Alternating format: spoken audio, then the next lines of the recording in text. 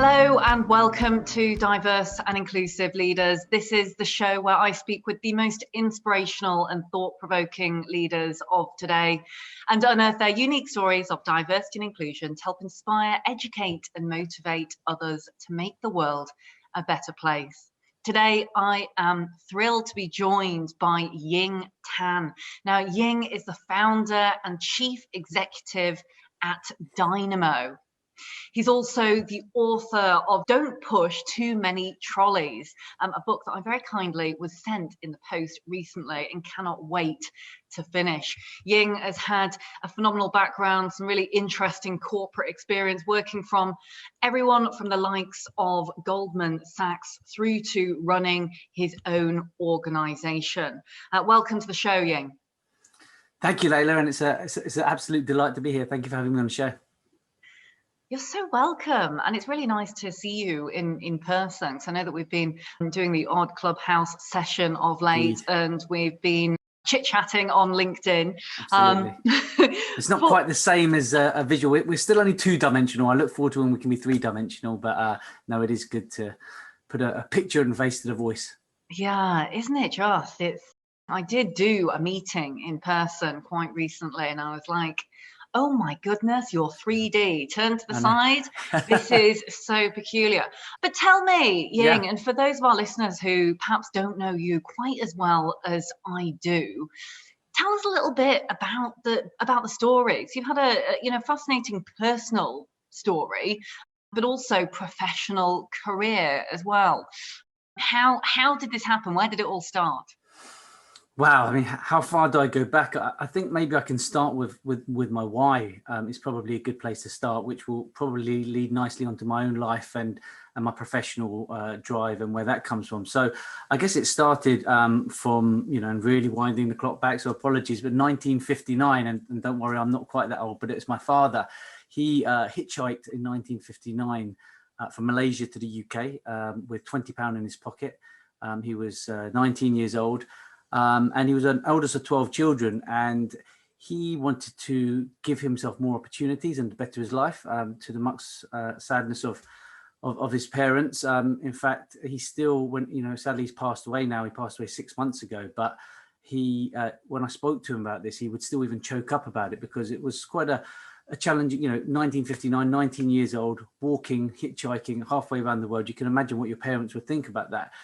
So his father hid his passport, and he managed to somehow get hold of it, and he said goodbye to his mum and literally ran to the train station. His father was chasing him, and it was one of those sliding door moments. The way he described it was the door of the train was shutting as his father was coming to get him, and as that train moved away, it was kind of his last vision of him. There was no email, there was no phone much those days. Everything was by letter. So that was the last time he saw him for many, many years. And he embarked on a journey which he got onto a boat to Sri Lanka, and basically he walked from Sri Lanka and hitchhiked to the UK, going through India, Pakistan, through the Middle East, Europe, etc. And he almost died. He got chucked into jail. He got attacked by shepherds, and a whole host of stories. And I don't want to just dwell on this because I know this about me, but I think it's important because it shows the DNA that's within me.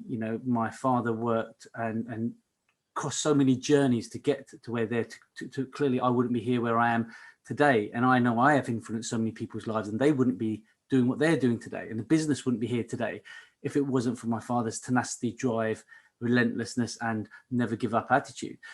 He almost died in Pakistan, like I said, with food poisoning, and his partner left him for dead. Not in a malicious way, but survival of the fittest. He took his money and his clothes and his jacket, thinking he wasn't going to make it, but he managed to make it.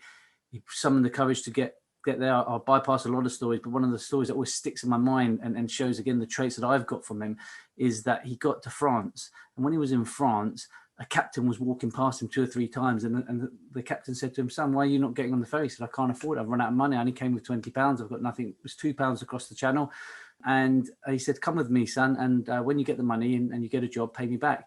So he took him on the ferry, took him all the way across. My dad went to the Cumberland Hotel in Marble Arch, and he got a job, and to his word, when he got the money back, he paid that captain. And that captain, that one event and one incident has changed the course of his life, my life, and everyone's life I've impacted. And I think that ethos of my dad, which saying, like, you know, if you commit to something, you do it, is a trait I like to think I've brought into my leadership skills. And I'm very proud of him to do that. And he paid him back, and he went on and worked very hard throughout his life. And I think the sacrifices that he encountered have given me the drive and motivation that I have to be the person I am. And kind of, if you fast forward the story to me, you know, my background is ex-investment banking. As you alluded to, I worked for lots of Deutsche Bank, UBS, Goldman Sachs. I was one of the youngest vice presidents of Goldman Sachs. I was a qualified accountant. Everything I did was always the youngest. But a turning point for me was in 2001, September the 10th, just before the Twin Towers came down. And that allowed me to reflect when it happened. You know, I was called back to the UK. I missed it by a day, felt very fortunate. And I reviewed my life and thought, is this what I want to do? You know, a corporate investment banking world, and not chasing my dream because life is short. And I quit investment banking, you know, within a couple of months of that moment, once I'd saved enough money. And I became a full-time property investor, built quite a large property portfolio. At the age of 26, I had a very substantial property portfolio. By the age of 30, I was doing really well. And I thought, yeah, this is great, but I was missing the buzz of the city, but I didn't want to go back to the city. So I set the business up, me, myself, and I, in a small Regis office in Guildford. And it grew really quickly, suddenly from myself to 30 people. And I thought, wow, this is great. It was called the Buy to Let business. And I thought it was great, but then credit crunch hit, it downsized to about 3 or 4. And it was really tough, but we managed to grow it. And I'm very proud we've grown it, and organically, and bootstrapped the whole business from day one, never borrowed a penny of money. And we're now one of the largest mortgage brokers in the UK. We're dynamic, we're entrepreneurial, innovative. We take people on. It doesn't matter if you're a burger flipper from McDonald's or an MBA graduate from Harvard. Generally, we take the people without the experience, and we develop them. And that's one of my greatest achievements and happiness, is that I've been able to give people opportunity, probably wouldn't have had an opportunity in financial services, and allowed them to go on the career they've had. It's not been plain sailing. Of course, there's been many failures as well as successes, but I know I've impacted people and I've changed people. And I go back to my dad's journey, that, you know, if he hadn't had that drive and relentless to go, then so many things wouldn't have happened. And life, you know, I know life is that, it's a snowball effect. But, you know, it's a trait that I'd like to bring into my management. You know, do is, when you say something, do it. And when you look forward, you keep working forward to that goal, and you're relentless until you get it. And I think they're things that have helped achieve my success. And, you know, the business is a great business, very proud of it. We got a FTSE 250 investment from a company 4 or 5 years ago, and that's gone on to do really well. And, you know, they recently were acquired by another business, and, you know, the partnership's going well. So, you know, I mean, it's difficult. I could go on to explain the whole story, but hopefully that gives you a little bit of flavor of where my drive comes from, and, you know, the sacrifice my parents gave, and the kind of DNA that I have, which has allowed me to really build my success up from a young age. Wow, Ying. Where do I start with asking more questions around this? I mean, first of all, I will say I'm sure that your father is incredibly proud of what you've gone on to do. You know, I think the drive and the tenacity is just unbelievable. A lot of people talk about tenacity and resilience, but I think until you've really built something from the ground up, it is very hard to fully understand the blood, sweat, and the tears, and frankly, the raw, hard emotion that goes into creating something from nothing. And I guess it makes me want to ask you almost the question about where you see yourself going in the future. Surely, when you look at kind of this archetypal, stereotypical view almost of success, what does that really, really, truly mean? I know we were meant to be talking on this podcast around financial inclusion and wellness, which I think is a fascinating subject in into itself. But what is success to you? Because from a financial point of view, one might say, hey, well, you've done super. You've done incredibly well. Why not just stop? Why not throw in the towel and live a happy life with what you have already? It's a great question. And clearly my why has moved on from my mum and dad, which clearly have inspired me. Actually, would have been my mum's 79th birthday today, actually. So, you know, it's, you know, a sentimental time, so to speak. I've moved on from my parents. Obviously, sadly, they're both passed, but their legacy will live on. But my why is now my family. and I have 5 children and a wonderful wife who allows me to do everything I do. That is my success, and that is why I do it. And you're absolutely right. And what is next for me? Of course, I've still got more things to do. There's always, I think entrepreneurs will always drive forward. You always want to achieve more, but you don't want it to be at the sacrifice of everything. Ultimately, my why is my family, and that is almost pointless if I have all this money in the bank, but I don't spend the time with my family. I'd love to see the girls grow up. I've got twin girls; they're 2 years old now, and they're really just a bundle of joy, and make my heart melt every day. So for me, I think when you start an entrepreneur journey, you hopefully, you want to scale a business, and you either exit or move upstairs and do a more strategic role. That's what I like to do, and I want to give back. For me, I don't want to have hundreds of millions in the bank. It's about happiness, and success is more than just about money, which is, I presume, what you're alluding to. And for me, it's about wanting to give back, wanting to make an impact, wanting to leave a legacy. And wanting to feel like I've contributed, because I think we all have greatness in us, and I love to find that in other people, because it gives me an immense amount of satisfaction. And I'm, you talked about Clubhouse at the beginning. We don't charge to go on there, and if I was a non-executive director and mentoring these people, you could charge thousands of pounds for some of this advice, but we don't, because for me, I get an immense amount of satisfaction of giving that information and seeing how people are acting on it, and rewarding. So that's success to me, seeing other people succeed, seeing people I've built from nobody to come into the business to hopefully one day lead businesses of their own, and see my family grow up and have good education and being happy. And that's not pleasure, by the way. That's not going and buying a nice handbag and getting that, 1 or 2 days of really exciting happiness. That's deep satisfaction where you're truly content. And that is what we're seeking. I think we're all want that. It's not all easy to get, but I know in my mind I'd like to do that. I'd love to do charity work.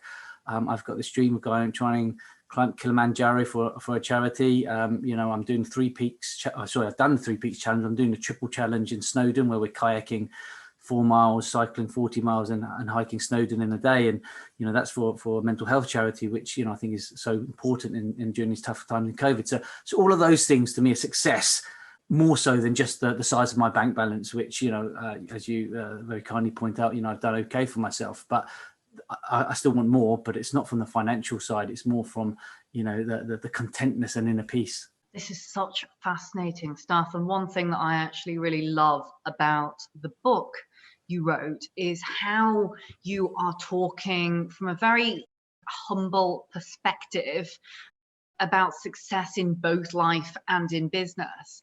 What does success really mean when it comes down to the crunch?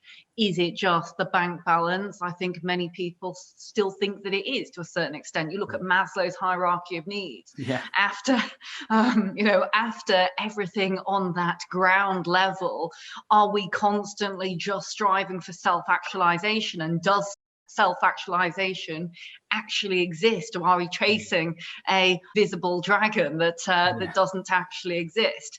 So when you talk there from a humble perspective, and you talk about everything from climbing mountains and Snowdon, which I did once actually do, and I couldn't walk the day after. It was horrible.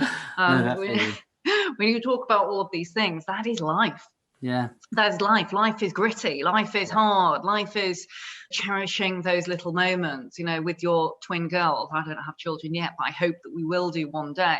At what point in life did you get to, or were there pivotal moments in life that you reached where you thought, hey, there are so many more important things than just doing well in the corporate sense?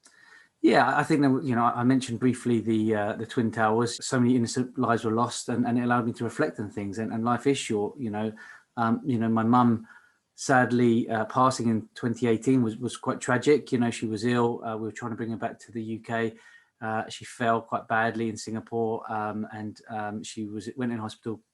Had an autoimmune sickness, and she slipped into a coma after lots of toing and froing.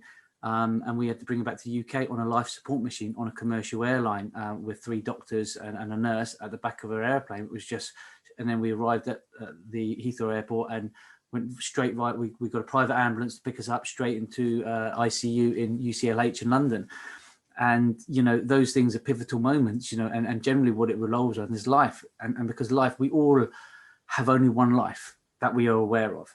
We are quite insignificant. If we're lucky, we'll live 80 to 100 years, but the life of the universe is 12, 13 billion years. We're a tiny small speck. You know, if our life is one grain of sand, all the sand in the world, it puts perspective of how insignificant we are, but we can make an impact. And I think those life-changing events make you realize, even today, I've been speaking to some of my staff. I said, you know, make sure you tell someone that you love them, that someone you care about, because when they're gone, they're gone. And I think it's moments like that you look at, and even for myself, and if you think about time, hopefully not getting too deep here, but time is the most valuable currency, effectively. You know, once it's spent, it's gone. Money, you can spend it, and guess what? You can re-earn it back. Time, you just can't claw it back. And no matter how strong you are, how rich you are, it will catch up with all of us. It's one of the certainties in life. And, you know, I'm at a stage now where I've probably got hopefully an equal runway in front of me as I have behind me. But the fact that it's equal tells you that, you know, there's still, we're halfway through our possible lifespan. So what am I going to do? What will give me that contentment? And you can't take money to the grave with you. And I think, money, it does good. It gives you nice holidays and happiness and good education. And that's what I want it for. But I don't need excesses. And if I'm comfortable, which I certainly am, then I want to be able to give back. And that's important. So going back to the moments and events, they tend to link to realizing that we're all mortal people. And when you stop to realize it and really reflect on that, you realize that there is more to life than just earning a shitloads of money, excuse my French. Don't worry, Ying. Now that you've sworn, it's given me the permission to fucking swear, because I really do enjoy it. I sometimes don't swear, and I think to myself, why am I covering up part of my personality by not fucking swearing?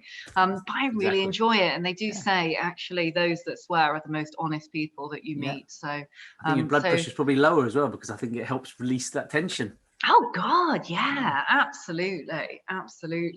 And I particularly like that you're going deep actually in this conversation. I could talk about mortality and life and serendipity until the cows come home.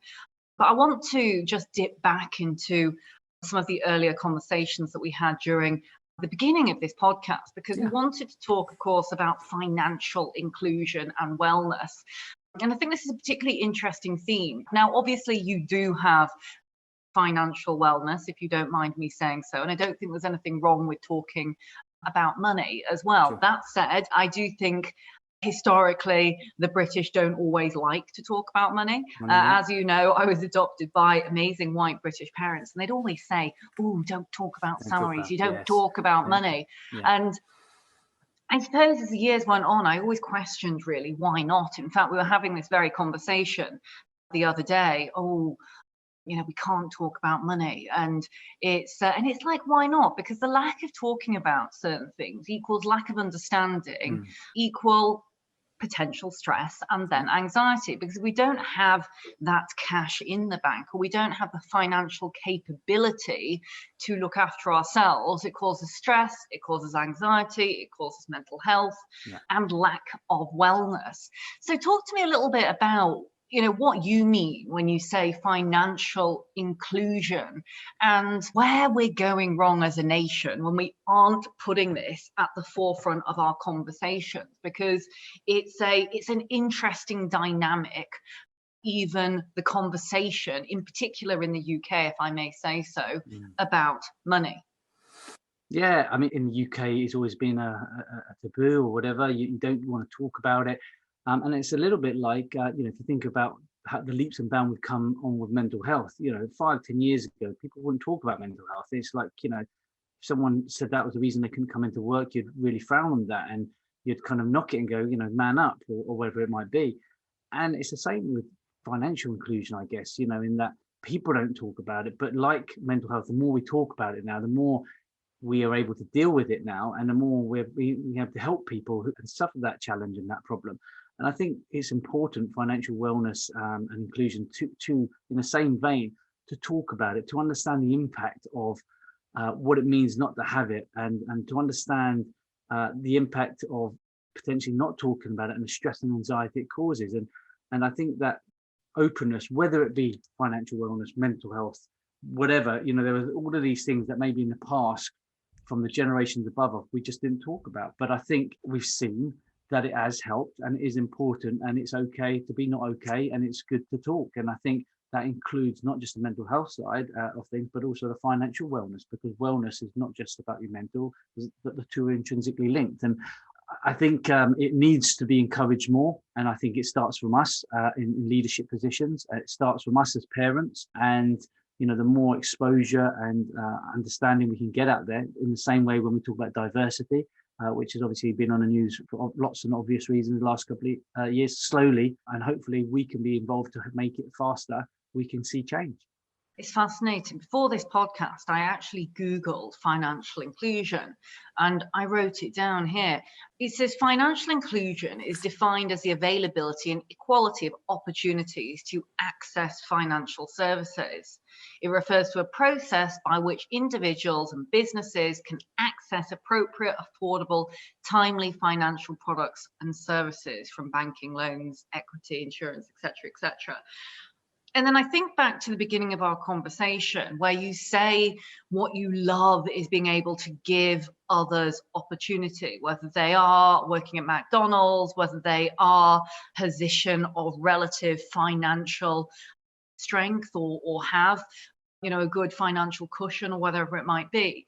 It really made me think, this definition, because I thought, hang on a minute, does everyone have this equal opportunity and access to financial services? I probably would say not. And also, even though my brother and I were afforded the opportunity to go to school and to go to university, actually, when it comes to the day-to-day living, the day-to-day life of financial education in the real world, in inverted commas, I'm really not sure how much that actually is, because we learn maths and things like that at school, but do we learn the useful financial knowledge that would help us survive in a real life situation?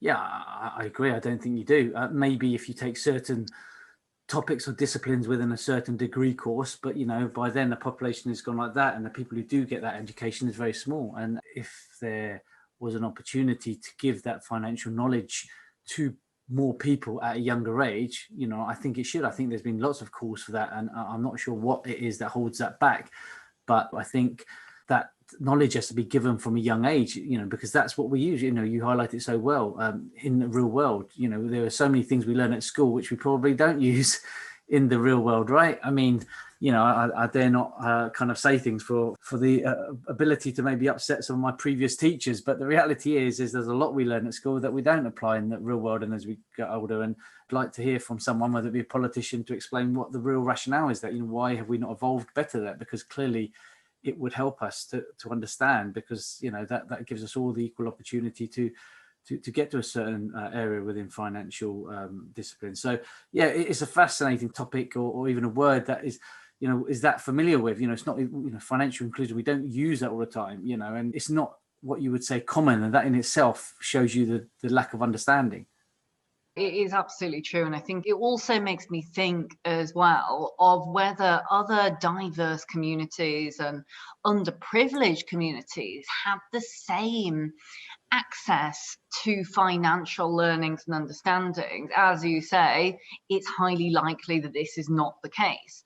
We look at recent tragedies, recent difficulties, and challenges that have impacted the entire world when it comes to COVID. Actually, it has disproportionately affected those Black, Asian, minority, ethnic communities and other minority communities who have that lack of privilege and lack of access to these educations, the institution, to financial service offerings. I feel very lucky to have been afforded the education that I have had. Yet when starting my own business, was there a bank, was there a financial institution that would loan me the money to start my business? Absolutely not. Did I apply for many? absolutely did. And it begs the question, even though I've had relative, as I would see it, many privileges in life, it begs the question, how on earth do you achieve equity when there are so many people who did not even have the opportunities that you or I were afforded? I mean, the scales of power and equity and equality are so disparate. Something really must be done about it. And financial inclusion surely sits at the heart of it, because it's right at the bottom of Maslow's hierarchy, exactly where we started this very conversation. Yes, and I guess the next logical question is, what do we do about it? How do we get that financial inclusion and awareness? And that is the question that, you know, no one, certainly in my position, I'm not able to answer that. But what, you know, we have to do, you know, and within our business, you know, we make sure we can reach out to everybody of all backgrounds, whatever it is, to make sure that they understand the basic fundamental mechanics of how a mortgage works and what it can do and how it can benefit people. But is it really reaching out to everyone? Because is it still a fact that those other people won't know we exist in the first place to reach out to us? And that is the concern. And I don't think I do have an answer. But what I do know is, and I definitely would support, is somehow we need to create that awareness. We need to have that campaign, because, you know, people are not being able to move out of the places they are because of that lack of understanding. And that's what we've got to support and help. I think it's a really great point, actually, to kind of almost finish on is, and I was looking at some of the great work that Dynamo does. You are absolutely doing your utmost to be forward thinking, to be innovative, to consider those diverse communities. The next question is, how can we make information, education like this spread as far and wide as we possibly can? Because I remember buying my first house at the age of 21, and I got absolutely screwed over, if you don't mind me saying, in terms of mortgage, because I had no idea about it. No idea. Had I have known the right place to go, had more education at school, had it have started earlier in that educational life cycle, then it may have been a different story. You know, it's so true. And we just need to raise awareness. We need to create good content.